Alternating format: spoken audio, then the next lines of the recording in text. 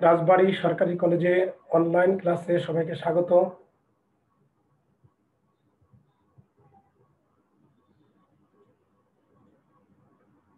আজকের বিষয় হিসাব বিজ্ঞান প্রথম পত্র, শ্রেণী একাদশ, লেকচার নম্বর 3। আমি মোহাম্মদ হিমায়ত হোসেন মোল্লা, সহযোগী অধ্যাপক হিসাব বিজ্ঞান, রাজবাড়ী সরকারি কলেজ, রাজবাড়ী।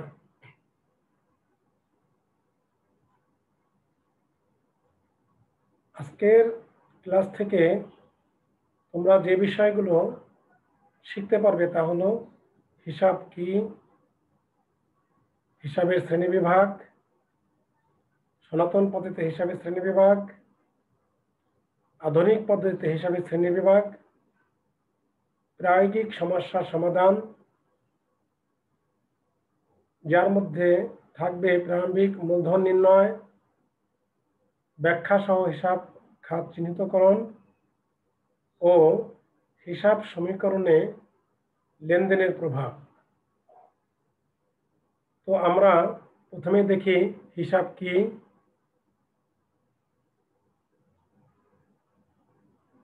হিসাব হলো লেনদেনের সংক্ষিপ্ত শ্রেণীবদ্ধ বিবরণ।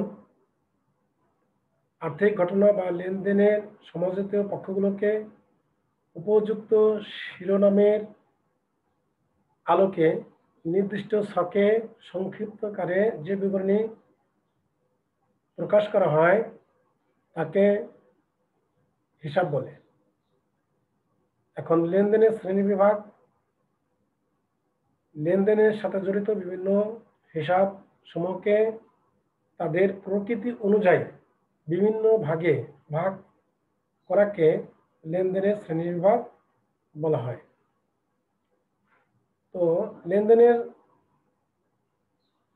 শ্রেণীবিভাগ বা হিসাব এটা দুভাবে সাধারণত করা হয়। সনাতন পদ্ধতিতে হিসাবের শ্রেণীবিভাগ এবং আধুনিক পদ্ধতিতে হিসাবের শ্রেণীবিভাগ। তো সনাতন পদ্ধতিতে হিসাবের শ্রেণীবিভাগ সেগুলোকে 3 ভাগে ভাগ করা হয়, যথা ব্যক্তিবাচক হিসাব, সম্পত্তিবাচক হিসাব এবং নামিক হিসাব। তবে বোঝার সুবিধার্থে এই 3টি বিষয়কে ছকাকারে এইভাবে দেখানো যায়। ব্যক্তিবাচক হিসাবের মধ্যে 2টি বিষয় অন্তর্ভুক্ত থাকে। একটা হলো দেনদার হিসাব, যাকে আমরা বর্তমানে প্রাপ্য হিসাব বলে থাকি, পাওনাদার হিসাব, যাকে বর্তমানে আমরা প্রদেয় হিসাব বলে থাকি, এবং অব্যক্তিবাচক হিসাব, যার মধ্যে সম্পত্তিবাচক হিসাব এবং নামিক হিসাব অন্তর্ভুক্ত থাকে। নামিক হিসাব এর মধ্যে আয়বাচক হিসাব এবং ব্যয়বাচক হিসাব অন্তর্ভুক্ত থাকে। তাহলে আমাদের এই জায়গায় মনে হবে হিসাবের সনাতন পদ্ধতিতে হিসাবের শ্রেণীবিভাগ ব্যাপক, কিন্তু বাস্তবতার খাতিরে আমাদেরকে বলতে হবে হিসাবের সনাতন পদ্ধতিতে হিসাবের শ্রেণীবিভাগ 3 প্রকার, যথা ব্যক্তিবাচক হিসাব, সম্পত্তিবাচক হিসাব এবং নামিক হিসাব। এই 3টি আমাদেরকে বলতে হবে। এ পর্যায়ে আমি আধুনিক পদ্ধতিতে হিসাবের শ্রেণীবিভাগ দেখি। আধুনিক পদ্ধতিতে হিসাবকে 5 ভাগে বিভক্ত করা হয়, যথা আমরা ছকাকারে এভাবে দেখতে পারি: সম্পদ হিসাব, দায় হিসাব, মূলধন হিসাব, আয় হিসাব এবং ব্যয় হিসাব। এ পর্যায়ে আমি প্রায়োগিক সমস্যা নিয়ে এখন আলোচনা করব। আমরা প্রথমে দেখি সমস্যাটি আমাদের কি। আমাদের নিকট যে সমস্যাটি দেওয়া হয়েছে তা হলো, জনাব আইনাল একটি মুদি দোকানের মালিক। 2018 সালের জুলাই 1 তারিখে তার বিভিন্ন হিসাবের উদ্বৃত্ত ছিল নগদ 70,000 টাকা, প্রাপ্য হিসাব 50,000 টাকা, মজুদ পণ্য 30,000 টাকা এবং প্রদেয় হিসাব 40,000 টাকা। জুলাই মাসে সম্পাদিত ঘটনাগুলো ছিল নিম্নরূপ। জুলাই 5 তারিখে জনাব আইনাল অতিরিক্ত মূলধন স্বরূপ কারবারে নগদ 30,000 টাকা বিনিয়োগ করেন। জুলাই 10 তারিখ নগদে ক্রয় 25,000 টাকা। জুলাই 20 নগদে বিক্রয় 40,000 টাকা, যার ক্রয় মূল্য 30,000 টাকা। জুলাই 31 বেতন প্রদান 10,000 টাকা। এর আলোকে আমাদের যা করণীয় তা হলো, কতে বলা হয়েছে 2018 সালে 1 জুলাই তারিখে মূলধন নির্ণয় করো। এর অর্থ প্রারম্ভিক মূলধন নির্ণয় করো। করণীয় খ তে বলা হয়েছে জুলাই 5 তারিখ থেকে জুলাই 31 তারিখ পর্যন্ত লেনদেনগুলোর ব্যাখ্যা সহ হিসাব খাত দেখাও। করণীয় গ তে বলা হয়েছে হিসাব সমীকরণে লেনদেনগুলোর প্রভাব দেখাও। তাহলে আমরা আমাদের প্রশ্নের ক অংশের উত্তর নিয়ে আমি এখন তোমাদের সম্মুখে কথা বলবো। সমাধান ক। এর জন্য যেহেতু প্রারম্ভিক মূলধন নির্ণয় করতে বলা হয়েছে, সেহেতু আমাদেরকে 2018 সালের 1 জুলাই তারিখে এই ব্যবসায়ে কি সম্পদ এবং কি দায় ছিল সেটা আমাদের দেখতে হবে। যদি আমরা লক্ষ্য করি তাহলে দেখতে পাই নগদ 70,000 টাকা, প্রাপ্য হিসাব 50,000 টাকা, মজুদ পণ্য 30,000 টাকা এবং প্রদেয় হিসাব 40,000 টাকা। তাহলে মূলধন নির্ণয় করার জন্য আমাদেরকে হিসাব সমীকরণের সাহায্য নিতে হবে। আমরা জানি হিসাব সমীকরণ হলো এ সমান এল প্লাস ওই। এ দ্বারা সম্পদ, এল দ্বারা দায় এবং ওই দ্বারা মূলধন বা মালিকানা সত্ত্ব বোঝায়। তো সেক্ষেত্রে যেহেতু এখানে মূলধনের নির্ণয়ের কথা বলা হয়েছে, সেহেতু ওই সমান এ মাইনাস এল, অর্থাৎ ওই নির্দিষ্ট তারিখে যে সম্পদ রয়েছে তার থেকে দায় বাদ দিলে আমরা মালিকানা সত্ত্ব বা মূলধন পেয়ে যাব। তাহলে কিভাবে আমরা মূলধন নির্ণয় করতে পারি তা ছকের মাধ্যমে এভাবে আমি তোমাদেরকে বোঝাতে পারি। প্রথমে আমি দেখি প্রারম্ভিক সম্পদ। আমাদের এই প্রশ্নে প্রারম্ভিক সম্পদ 3টি: নগদান হিসাব, প্রাপ্য হিসাব, মজুদ পণ্য। তাহলে নগদান হিসাব আছে 70,000 টাকা, প্রাপ্য হিসাব আছে 50,000 টাকা, মজুদ পণ্য আছে 30,000 টাকা। তাহলে 3টিকে যদি যোগ করি তাহলে মোট প্রারম্ভিক সম্পদের পরিমাণ দাঁড়ায় 1,50,000 টাকা।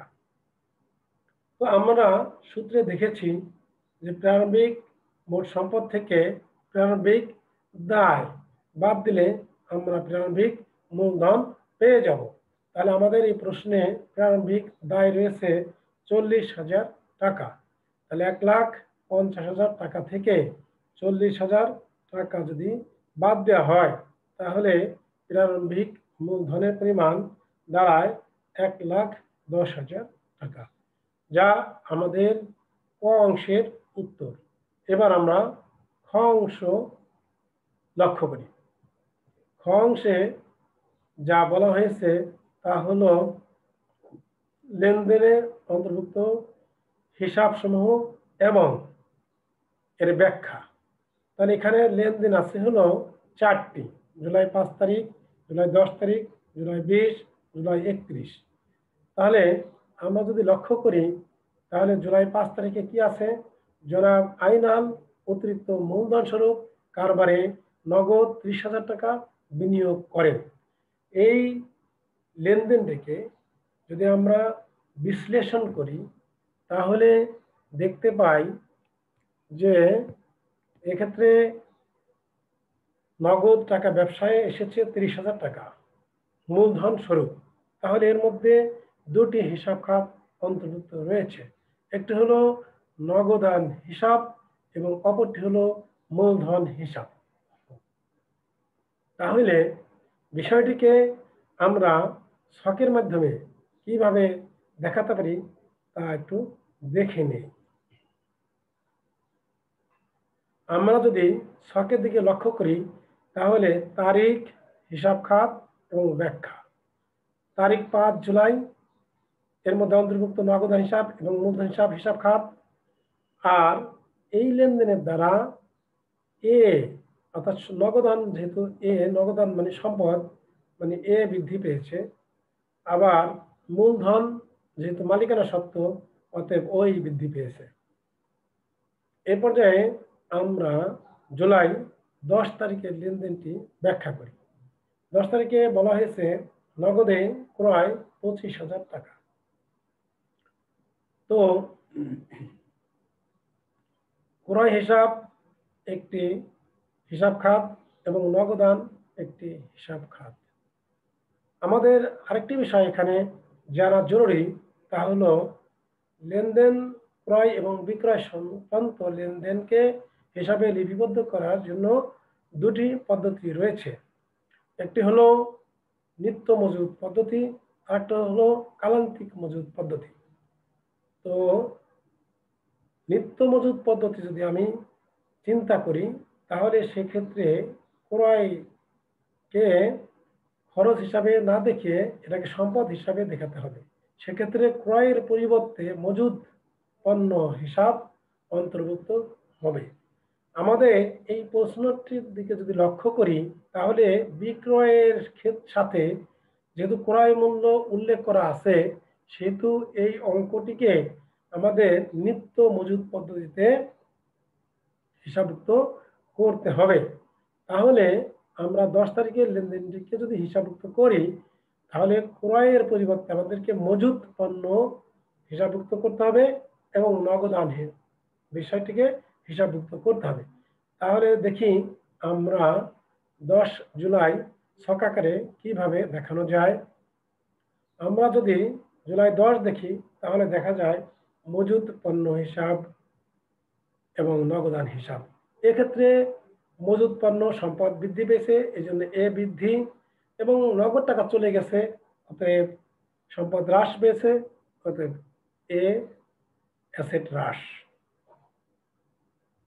আমরা এই পর্যায়ে জুলাই 20 তারিখে দিকে লক্ষ্য করি।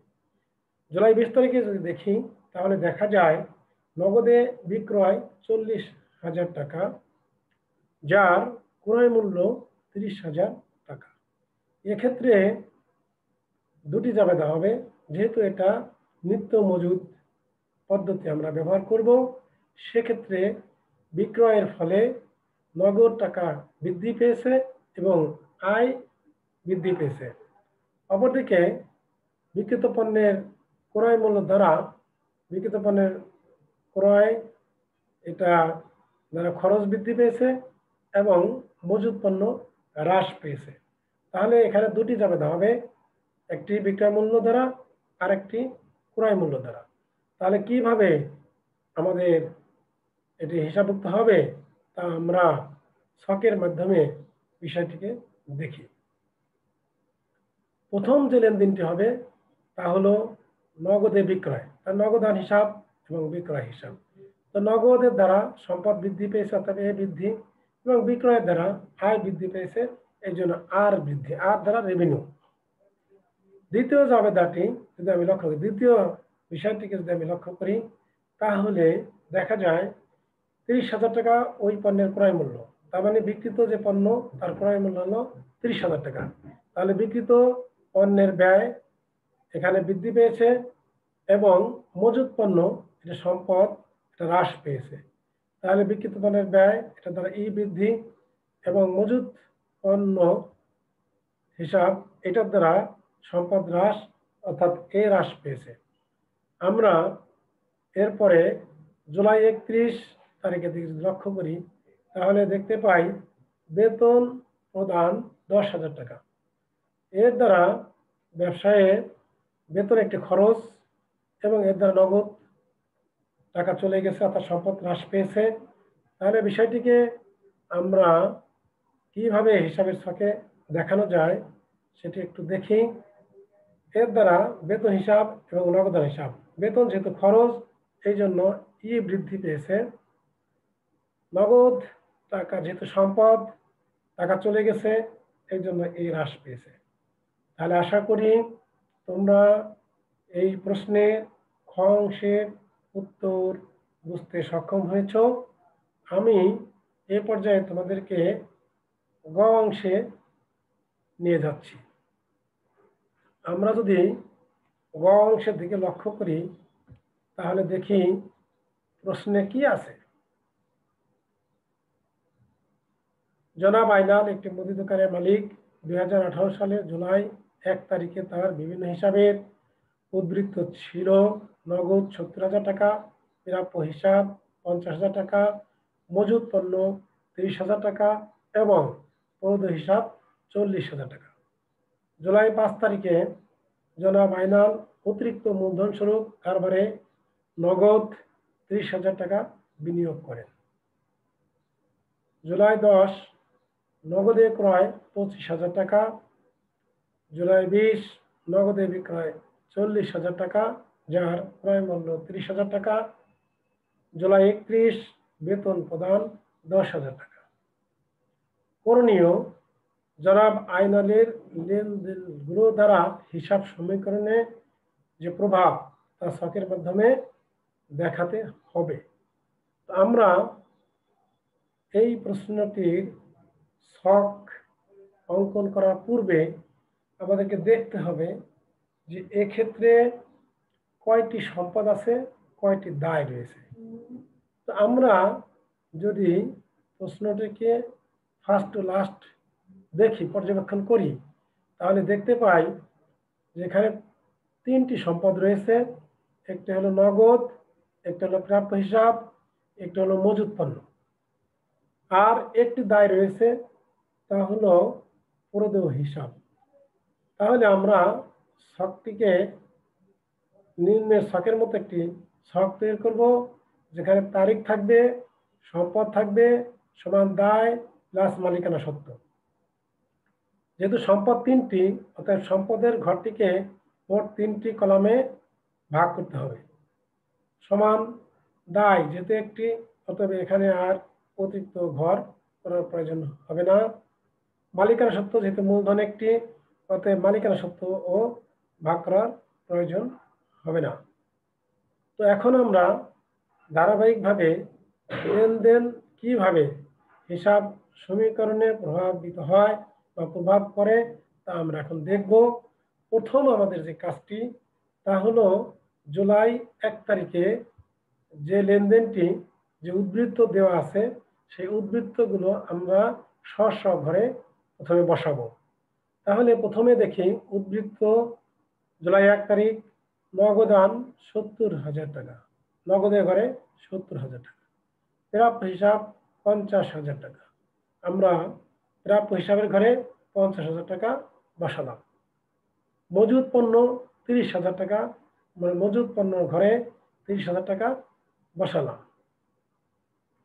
প্রদেয় হিসাব 40,000 টাকা, প্রদেয় হিসাবের ঘরে 40,000 টাকা আমরা বসালাম।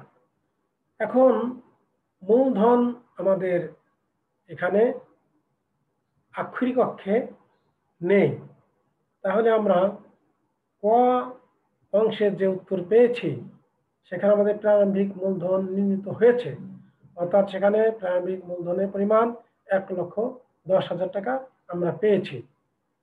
সেখান থেকে আমরা এই মূলধন বসাতে পারি, আবার এভাবে বসাতে পারি 70,000 যোগ 30,000 যোগ 50,000, তাহলে 1,50,000, তার থেকে বাদ 40,000, তাহলে থাকে 1,10,000।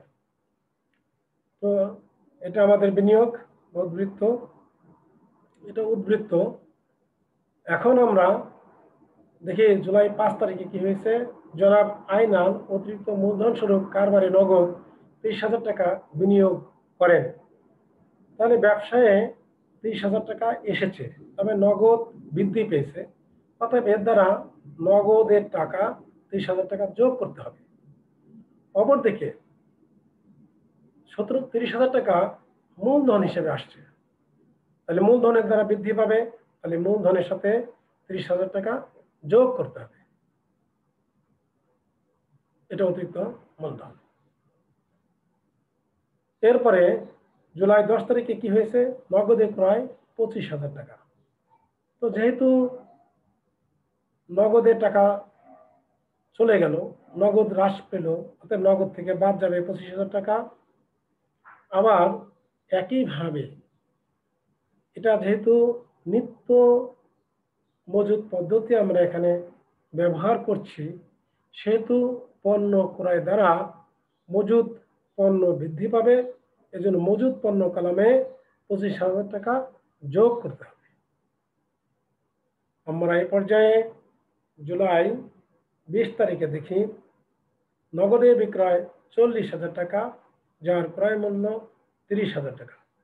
নগদে বিক্রয় 40,000 টাকার দ্বারা নগদান হিসাব এবং বিক্রয় হিসাব এর দ্বারা নগদ বৃদ্ধি পেয়েছে এবং বিক্রয়ের দ্বারা আয় বৃদ্ধি পেয়েছে। আয় বৃদ্ধি পেলে মূলধনের সাথে যোগ করতে হবে। তাহলে নগদ 40,000 টাকা বৃদ্ধি, অতএব নগদের সাথে যোগ 40,000, এবং আয় 40,000 টাকা বৃদ্ধি, অতএব মূলধনের সাথে 40,000 টাকা যোগ।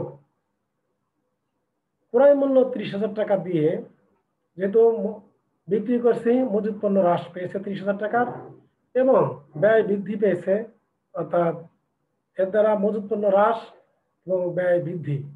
ব্যয় বৃদ্ধি হল ব্যয় 30,000 টাকা, এটার দ্বারা আমাদের মূলধন হ্রাস পাবে। অতএব মূলধন থেকে 30,000 টাকা বাদ এবং মজুদ পণ্য থেকে 30,000 টাকা বাদ দিতে হবে। সে পর্যায়ে আমরা জুলাই 31 তারিখ এদিকে লক্ষ্য করি, বেতন প্রদান 10,000 টাকা। এর দ্বারা বেতন একটি খরচ, অর্থাৎ খরচ এক্সপেন্স বৃদ্ধি পেয়েছে, যার দ্বারা মূলধন হ্রাস পাবে, এবং নগদ টাকা অর্থাৎ সম্পদ হ্রাস পেয়েছে, যার জন্য নগদ 10,000 টাকা বিয়োগ করতে হবে, এবং খরচ বেতন এর দ্বারা মূলধন 10,000 টাকা হ্রাস পাবে। এ পর্যায়ে আমাদেরকে সম্পদের যে 3টি ঘর রয়েছে এর প্রতিটির যোগফল বের করতে হবে। প্রতিটি দায়ের যোগফল বের করতে হবে, মূলধনের যোগফল বের করতে হবে। তো আমরা যোগফল নির্ণয় করি, দেখি নগদের যোগফল কত আসে। নগদ যদি যোগ করি তাহলে 1,05,000 টাকা আসে। প্রাপ্য হিসাবে ব্যালেন্স 50,000 টাকা আসে। মজুদ পণ্যের ব্যালেন্স 25,000 টাকা আসে, সমান পুরোদয় হিসাবে ব্যালেন্স 40,000 টাকা আসে। আমরা যদি মূলধনের ব্যালেন্স করি তাহলে 1,40,000 টাকা পাই।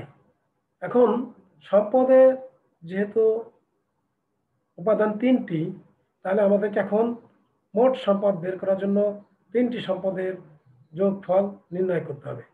যদি আমি যোগ করি তাহলে 3টির যোগফল পাই 1,80,000 টাকা। তদ্রূপভাবে দায়ের দিকে দায় এবং মালিকানা সত্ত্ব যোগফল নির্ণয় করতে হবে। আমি যদি দায় এবং মালিকানা সত্ত্ব বা মূলধন যোগ করি তাহলে আমরা দেখি এর যোগফল 1,80,000 টাকা। এর দ্বারা প্রমাণিত হলো যে প্রতিটি লেনদেনের জন্য হিসাব সমীকরণে সমানভাবে প্রভাবিত হয়েছে, অর্থাৎ এ সমান এল প্লাস ওই, অর্থাৎ সম্পদ সমান দায় যোগ মালিকানা সত্ত্ব, এটা প্রমাণিত হলো। তো আজকে এ পর্যন্তই তোমাদের জন্য। আগামী ক্লাসে আবার দেখা হবে এ আশায় আজকে শেষ করছি। খোদা হাফেজ।